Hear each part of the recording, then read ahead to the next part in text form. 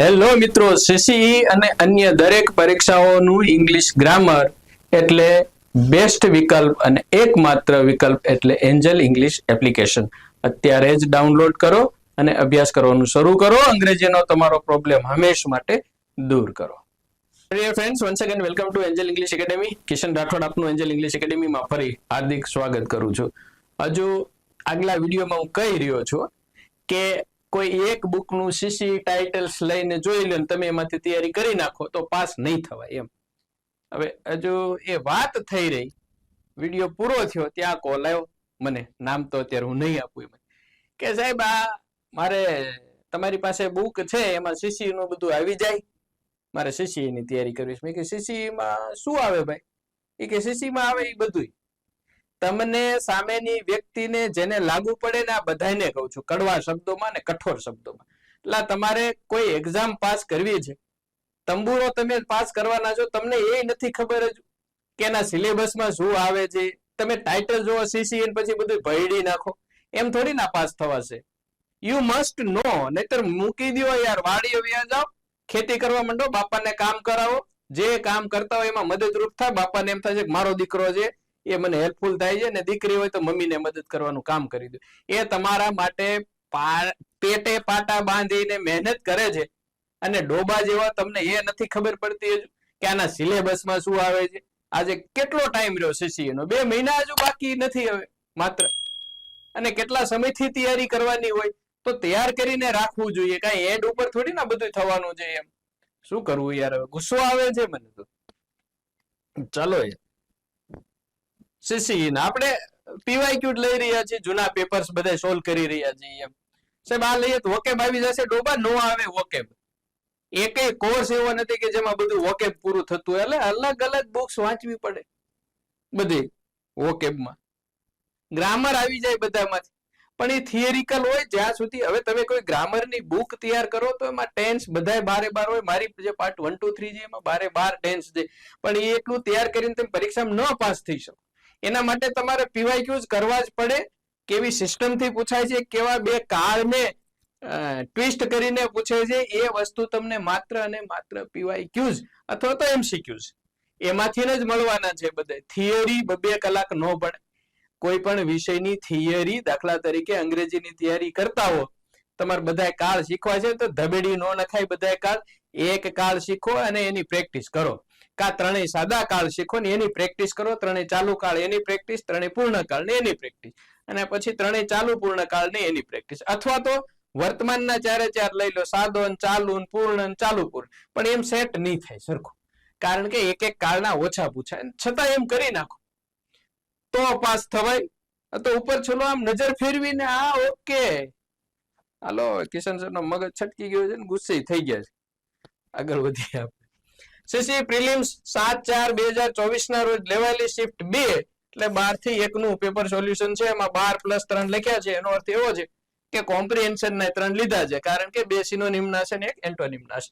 One word, jumble, synonyms, antonym, translation, preposition, કાળ અને articles, આ ટોપિક્સ જે પરીક્ષામાં પૂછાતા હોય બધામાં માટે આ કામનું છે. કારણ કે સાહેબ આમાં ડિટર્મિનર્સ નથી આપેલા, આમાં સાહેબ ડિગ્રી નથી, એક્ટિવ પેસિવ નથી. એટલે નેરેશન શું કહેવાય એ તને ખબર પડે છે. નેરેશન એટલે જ આ degree active passive, sorry direct indirect થાય. ટ્રાન્સફોર્મેશન એટલે શું કહેવાય એ ખબર છે? એક વાક્યમાંથી બીજા વાક્યમાં ફેરબદલી કરવી. આજે સીસી નો 8-9 કે સાહેબ 8-9 ટોપિક કરીએ ચાલે ને? 8-9 ની અંદર એક પણ ટોપિક રહેવા નથી દીધો, એ તમને ખબર પડે છે. ડિટર્મિનર્સ એટલે સર આમાં તમારી જે બુક છે એમાં ડિટર્મિનર્સ તો નથી સાહેબ. ઇનડેફિનિટ પ્રોનાઉન્સ છે, અલગ અલગ પ્રકારના. હા, આર્ટિકલ્સ ને ડિટર્મિનર્સ કહેવાય. આઈ, વી, માય, અવર, યોર, ધેર એને ડિટર્મિનર્સ કહેવાય. પછી જે એડજેક્ટિવ છે એ એમાં આવે અમુક, અને ઇનડેફિનિટ પ્રોનાઉન્સ ફ્યુ ને ફ્યુ ને એ બધા એમાં ના છે મિત્રો. નામ અલગ અલગ છે, વસ્તુ તો એની જ છે બધી. પછી કે સાહેબ તમારે આમાં પ્રોનાઉન્સ નો ટોપિક નથી. એટલે પર્સનલ પ્રોનાઉન્સ ના ઘણા વિભાગો છે. Personal pronouns, interrogative pronouns, indefinite pronouns, WH જે રિલેટિવ છે એમાંય પાછા ડબલ્યુએચ રિલેટિવ પ્રોનાઉન્સ છે બધા. સાહેબ આમાં અમારે ક્યારેક ક્યારેક ઓલું પોઝેસિવ પ્રોનાઉન્સ પૂછાય છે, તો એ ચેપ્ટર તો નથી. તો એ પહેલા પર્સનલ પ્રોનાઉન્સ વાંચ્યું આખું. પોઝેસિવ પ્રોનાઉન્સ કે પોઝેસિવ એડજેક્ટિવ છે પર્સનલ પ્રોનાઉન્સ નો એક ભાગ છે. અથવા તો કે સાહેબ આ રેસિપ્રોકલ પ્રોનાઉન નામનું ચેપ્ટર આમાં નથી, એટલે ઈચ અધર ને વન અનધર છે જે પરસ્પર લાગુ પડે એને રેસિપ્રોકલ કહેવાય. એ એકાદા ચેપ્ટરમાં ઇન્ટરનલ હોય, એટલે તમારે ટાઇટલ નહીં જોવાના. મારું નહીં ગમે એનું કહો, ટાઇટલ નહીં જો, તમે એક વખત અભ્યાસ કરી નાખો પૂરો. અભ્યાસ પૂરો કર્યા પછીથી જોવો હવે કે ઓકે આમ આવી ગયો, આમ આવી ગયો, આમ આવી ગયું, એ વસ્તુ છે. ચાલો પ્રશ્ન લઈએ. એટલે આ જે 8 જે પરીક્ષામાં પૂછાય ને બધાને આ જોવાના છે મિત્રો. ઓકે. ડ્યુરિંગ, વાઇલ, એમંગ અને એટ આ બધા પ્રિપોઝિશન છે. શા માટે સૂચના વાંચીને સમય બગાડવાનો? સીધા આવો. He works at a store, ખાલી જગ્યા the day and studies at night. હવે જે સમય છે, સમય માટે અલગ અલગ શબ્દો વપરાય. સવારનો સમય હોય તો ઇન જ વપરાય, in the evening, in the morning, in the evening. બપોરનો સમય હોય તો એટ નૂન જ કહેવાય. બપોર પછીનો સમય હોય તો આફ્ટર અને નૂન, આફ્ટર નૂન જ કહેવાય. રાત્રિનો સમય હોય તો એટ નાઇટ જ કહેવાય. અને દિવસનો આખો સમય હોય એના માટે ડ્યુરિંગ કહેવાય. હવે આ તમે એક વખત સમજી લીધું અને 6 મહિના પછી પરીક્ષા આપવા જાવ તો શું તંબુરો યાદ હોય? ભૂલાઈ જ ગયું હોય પ્રેક્ટિસ ન કરો એટલે. કરવી પડે મિત્રો પ્રેક્ટિસ, ડૂચા કાઢવા પડે બધાય, તો થાય. Okay. While, among, at a multipurpose છે બધાય, બીજા ઘણા બધા અર્થ થાય છે. એના માટેના ડિટેલના વિડીયો જોઈ લેજો. ઓકે. નેક્સ્ટ આર્ટિકલ છે. શા માટે સૂચના વાંચીને સમય બગાડવાનો? ભાઈ સીધો અહીંયા આવો ને. આઈ હેવ ગોટ ખાલી જગ્યા problem, can you help me? મારે ભાઈ એક સમસ્યા છે, મુશ્કેલી છે, તો આઈ હેવ ગોટ આ પ્રોબ્લેમ કહેવાય હંમેશા. તો ઘણી વખત આર્ટિકલમાં બહુ ડીપમાં નહીં ઉતરવાનું ભાઈ. એ તમારે કઈ પીએચડી નથી કરવાનું. ઘણા શબ્દોમાં ફિક્સ્ડ પ્રિપોઝિશન ની જેમ ફિક્સ્ડ આર્ટિકલ હોય છે. તો પ્રોબ્લેમ ની આગળ આઈ હેવ ગોટ આ પ્રોબ્લેમ, એમ મારે ભાઈ કઈક તકલીફ છે તો I have got a problem એમ વપરાય ઇંગ્લિશમાં. Okay. So A is the correct answer. ચલો નેક્સ્ટ. હા, select the most appropriate synonym. હવે સિનોનિમ જોવો ને સીધું આખું વાંચ્યા વગર અહીંયા આવી જાવ શબ્દ ઉપર. કયો શબ્દ છે? એક્વેન્ટેડ. એક્વેન્ટેડ નો મતલબ થાય છે ફેમિલિયર. ફેમિલિયર, જાણીતા હોય એને એક્વેન્ટેડ કહેવાય. આઈ એમ એક્વેન્ટેડ વિથ યુ, હું તમારી સાથે પરિચિત છું. પરિચિત, પરિચિત, બરાબર. હવે આપેલામાંથી સમાનાર્થી તો અનફેમિલિયર એટલે તો એ નહીં આવે. ઇવેસિવ એટલે તો જે તો થોડો જવાબ ઉડાવો હોય એ ટાઈપનું. ઇગ્નોરન્ટ એટલે અજ્ઞાન. ઇન્ફોર્મડ જેને જાણ થયેલ છે તે, જાણ કરાયેલ છે તે, મતલબ જાણીતું. Okay. So that is the correct answer. Simple છે વસ્તુ. ચાલો ફટાફટ લેવાના છે. Select the most appropriate synonym. અહીંયા ખાલી આટલું જ જોવો. સિનોનિમ આવું અહીંયા આવી જાય. બોયન્ટ, બી ઓ યુ નહીં, બી યુ ઓ વાય એ. આવા બહુ ઓછા સ્પેલિંગ છે. મોસ્ટ ઓફ સ્પેલિંગમાં ઓયુ હોય છે. બાઉન્ડ, ફાઉન્ડ, બાઉન્ડરી, સ્કાઉટ, અવર બધા યુ અને ઓ હોય એવા ઓછા છે. એમાંનું એક એટલે B U O Y N T, buoyant. Buoyant એટલે આમ જો ઉત્સાહથી ભરપૂર, મજા મજા. હું મજા મજા, આનંદિત, અતિશય આનંદિત, આનંદિત. Excited, E x A I T, excited હોય એવું. હવે જોયલેસ, જોય ખુશી વગરનું. અનહેપી એટલે દુખી. ચીયરફુલ આનંદિત. ડાર્ક એટલે અંધારું, એને જ મળતો આવે છે. તો કયો જવાબ હોઈ શકે? ચીયરફુલ, એક્સાઇટેડ, હેપી વગેરે. અર્થ જોઈએ એમાં. આમાં બીજું શું કરવાનું હોય મિત્રો? આવા જયારે તમે એબીસીડી વાળા વિકલ્પો જોવો, પ્રશ્ન નંબર 5, સૂચના વાંચવા જ નહીં જવાનું. આમાં એક જ સરખું કામ કરવાનું છે. એબીસીડી ને સરખા ગોઠવવાના છે. હવે આનો અર્થ આમાં તમારે વધીને 1 મિનિટ આપવાની, તમને ક્યાંક સેટ થાય એવું. હા, તે value of scientific progress. Progress પછી કોમા છે એટલે એ એન્ડમાં નો આવે. હાલો ઉડાય. પછી ધેટ ધ ઇમ્પેક્ટ. તો ધેટ થી વાક્ય ચાલુ ન થાય, બી થી. Okay. But it was not. તો બટ થી ને વાક્ય ચાલુ ન થાય, સી થી તો છે જ નહીં. The Renaissance. હવે ડી ની અંદર પરિચય છે. The Renaissance first emphasise the. emphasized પછી ઓન હોવું જોઈએ, જો હોય તો, નથી તો પછી કન્ટિન્યુ ચાલતું હોય. એટલે ડી થી ચાલુ કરીએ આપણે.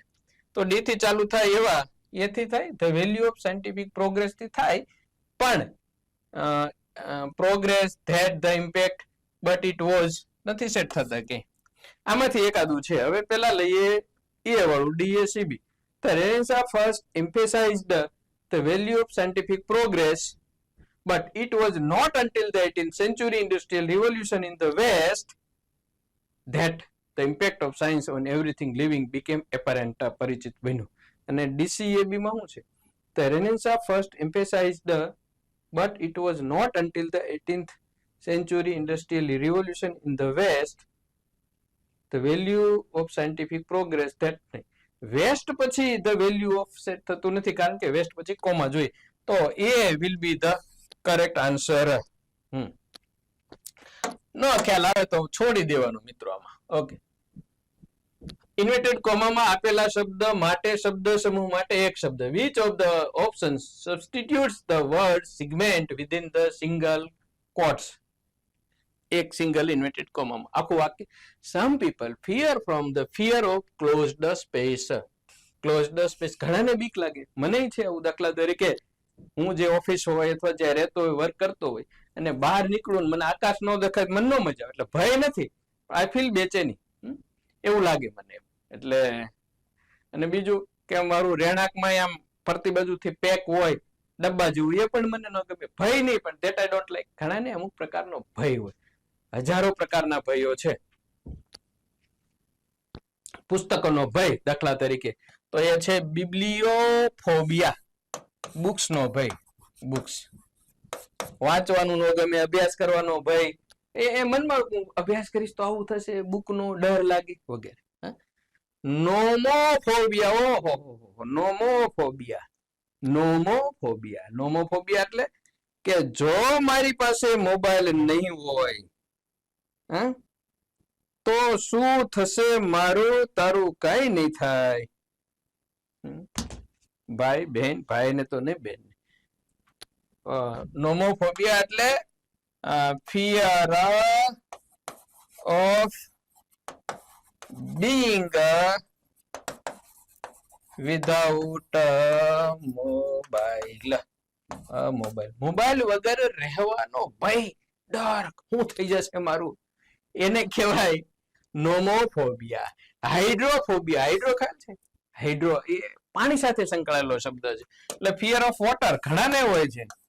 ફિયર ઓફ વોટર, પાણીનો ભય, તો એને કહેવાય હાઇડ્રોફોબિયા. અને ક્લસ્ટ્રોફોબિયા.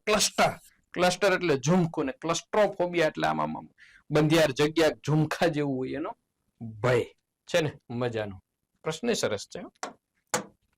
ચાલો નેક્સ્ટ પૂછાયેલો છે, એનું છે આપેલું છે, જોઈ લેજો. નેક્સ્ટ ફરી પાછું આ એબીસીડી જેવું આવ્યું. કયો જવાબ છે એ જો ક્યાંક સેટ થતું હોય તો ઠીક છે, આપણે થોડું થોડું ફટાફટ જોઈ લઈએ. માની લો કે by the, almost, in, leaves. પાછળના શબ્દોમાં જોઈએ તો that strike in lies of almost every આવે. ધ છે, ધ મને દેખાણું, તો ધ પછી શું ન હોય શકે? ધ બાય ધ એવું ન આવે. Have taken the by the આવું ન આવે. એટલે કે બી પછી એ ન આવે, કે બી પછી એ ન આવે એવું ક્યાંય છે? બી પછી એ, બી પછી એ, બી પછી એ, બી પછી એ, બી પછી એ નથી. ઓકે, તો એ પછી બી આવી શકે.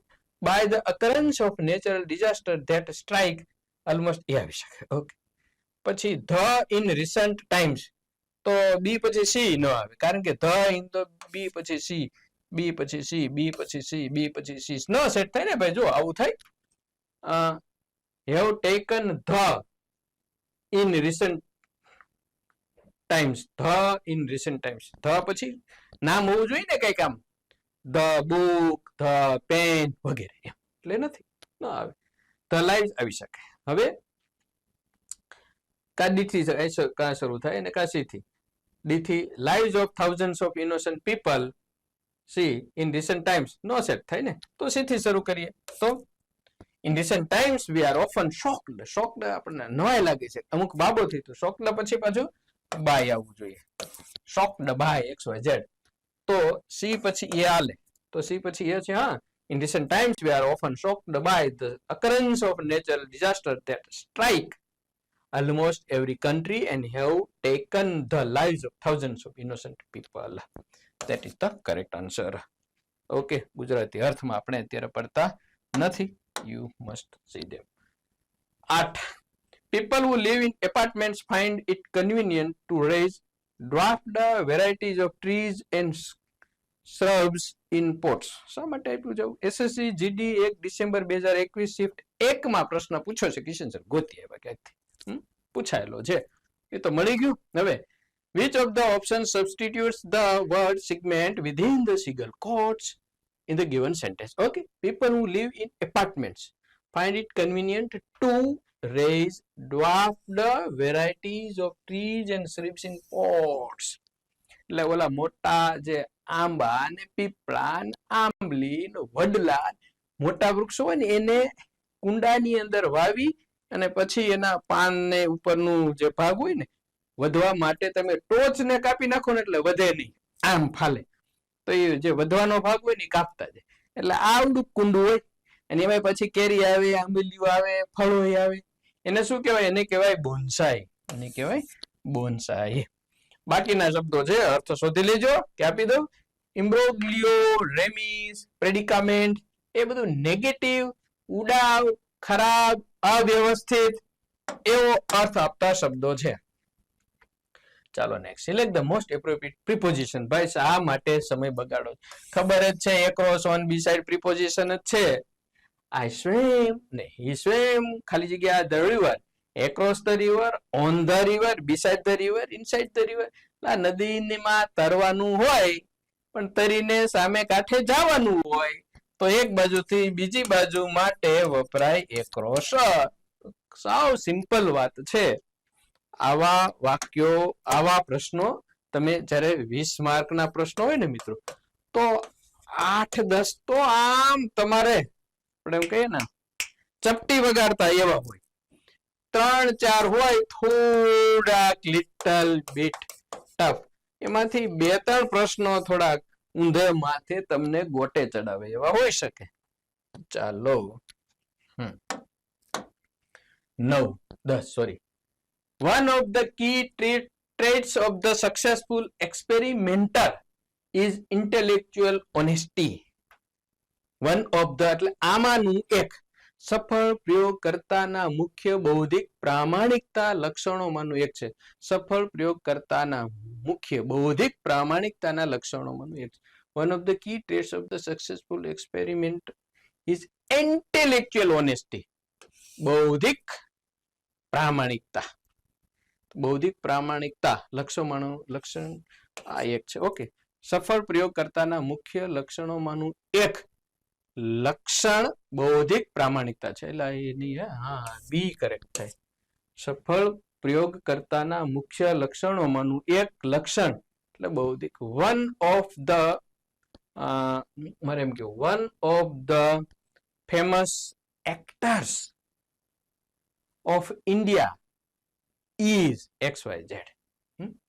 તો ભારતના સૌથી સફળ કે નહીં સોરી પ્રખ્યાત કલાકારોમાંના એક આ છે એવું વાક્ય થયું. તો સફળ પ્રયોગકર્તાના મુખ્ય લક્ષણોમાંનું એક લક્ષણ એટલે બૌદ્ધિક પ્રામાણિકતા છે. સફળ પ્રયોગકર્તાના મુખ્ય એક છે, બૌદ્ધિક નહીં. સફળ પ્રયોગકર્તાના મુખ્ય લક્ષણોનું એક બૌદ્ધિક પ્રામાણિકતા છે. આમાંનામાં શું પહેરે? તાના મુખ્ય લક્ષણોમાંનું એક બૌદ્ધિક પ્રામાણિકતા છે. ડી સાચું છે, પણ અહીંયા એક લક્ષણ ફરીથી એને આપ્યું છે અને એક આ આપ્યું છે. ખરેખર હવે આ બુદ્ધિ વાપરી હશે એમને શું લખ્યું છે આઈ ડોન્ટ નો. લખવું પડે આપણે બી, કારણ કે બી પાછળ લક્ષણ ન લખો ને તો વાક્ય સમજવામાં અનુકૂળ ન આવે. આને કહેવાય ભાવાનુવાદ. હવે જો વર્ડ ટુ વર્ડ ભાષાંતર કરો ને તો ડી જ આવે. જવાબમાં શું છે? સી. એ ખોટું છે, એ નો આવે. અહીંયા ભૂલથી લખેલું છે, અહીંયા જવાબ બી જ આવશે, એ શ્યોર છે. ચાલો નેક્સ્ટ. સી ખાલી જગ્યા on this project for several months. સાવ સિમ્પલ છે મિત્રો. ફોર પછી સમય આપ્યો છે, ચાલુ પૂર્ણ વર્તમાન હેઝ બીન આઈએનજી. ઓકે, લાંબા સમયની ક્રિયા છે, has been, have been, ING. Next એમ જ હોય. વળી પાછું શું આવ્યું? પ્રીમિયમ પગારમાંથી કાપી લેવામાં આવશે, તો premium will be deducted from salary. તો premium will be deducted from salary. આમાં એટ સોર્સ આવું જરૂર નથી, પણ પરીક્ષામાં આપ્યું છે, પેપરમાં આપ્યું છે એટલે આપણે રાખીએ. પ્રીમિયમ વિલ ડિડક્ટ નહીં, શેલ ડિડક્ટેડ નહીં, ઇઝ ડિડક્ટેડ નહીં. At source, at source, at source, એમાં એકમાં બેમાં કેપિટલ છે, એકમાં નથી. કે ના બધામાં જ એટ સોર્સ, એકમાં નથી. કેવા ભગા થાય છે યાર પેપર્સમાં. અને આ વ્યક્તિની કેરિયરની વાત છે, કેટલાય પ્રશ્નો રદ થાય અને એ આવી બધી વસ્તુઓ છે. ઠીક છે, ચાલો. 13, 14 ને 15 કોમ્પ્રિહેન્શન માંથી લીધેલા પ્રશ્નો છે મેં મિત્રો. સિનોનિમ, સિનોનિમ લખવાનો છે. કોનું? ઇફેક્ટિવ, અસરકારક. Select the most appropriate synonym of the word given below. Effective, અસરકારક. હવે યુઝલેસ એટલે નકામું, ખબર છે, એ અસરકારક ન હોય. ફ્રૂટલેસ એ પણ ફળ વગરનું, ફળ વગરનું, એ પણ અસરકારક ન હોય. ઇનકેપેબલ, અસક્ષમ, એ પણ અસરકારક ન હોય. તો પ્રોડક્ટિવ, જે કંઈક રિઝલ્ટ આપે છે એવું, તો રિઝલ્ટ આપે છે એ ઇફેક્ટિવ એને કહી શકાય. સો એ તો સિમ્પલ છે. અર્થ આવડે એટલે મિત્રો સમાનાર્થી ને વિરુદ્ધાર્થી આવડી જ જવાના છે. ઓકે, 14 એન્ટોનીમ, વિરોધી શબ્દ લેવાનો છે લેવિશ નો. લેવિશ એટલે ઉડાવ, એક્સ્ટ્રા વેગન્ટ, ટૂંકમાં રોમિયો ટાઈપ નું, એવું થોડું કહી શકાય, જે આવારા જેવો વ્યક્તિ હોય એના માટે એમ. તો એનું શું લેવાનું છે? એન્ટોનિમ. ઓકે, એન્ટોનિમ માટે શું કરી શકાય? તો મોડરેટ, મોડરેટ. હા, ઓકે, મોડરેટ, મોડરેટ. ચાલો ફટાફટ પૂરું કરવું પડશે, કોલ આવે છે. એડવાન્ટેજિયસ, લાભદાયક, લાભદાયક, ફાયદાકારક, ફાયદાકારક. ઓકે. અનફ્રેન્ડલી તો મિત્રતા જેવું ન હોય એવું. હાર્મફુલ, નુકસાનકારક. ફેવરેબલ, યસ, સમાનાર્થી. ડિફિશિયન્ટ એટલે છત કે ખરાબ કે વગેરે. So C is the correct answer. અર્થ પાકા કરો મિત્રો. ઓકે, ચાલો. Here we end it ends. આ છે કઈ શિફ્ટ નું છે? 7/4/24, શિફ્ટ 2. ટોટલ આમ જોવા જાવ તો 14મો પેપર છે. સોલ્વ કરો મિત્રો, જાતે કરો તમે. આ પેપર લઈ અને ઉભા રહ્યો બોર્ડની સામે, અને બીજા મિત્રો બેઠા છે એને તમે ટીચ કરાવો છો, એ રીતે તૈયારી કરો. આવડવાનું છે. વારંવાર કરવું પડશે, નહીતર નહીં થાય. Thanks. Have a good day. જય હિન્દ, જય ભારત.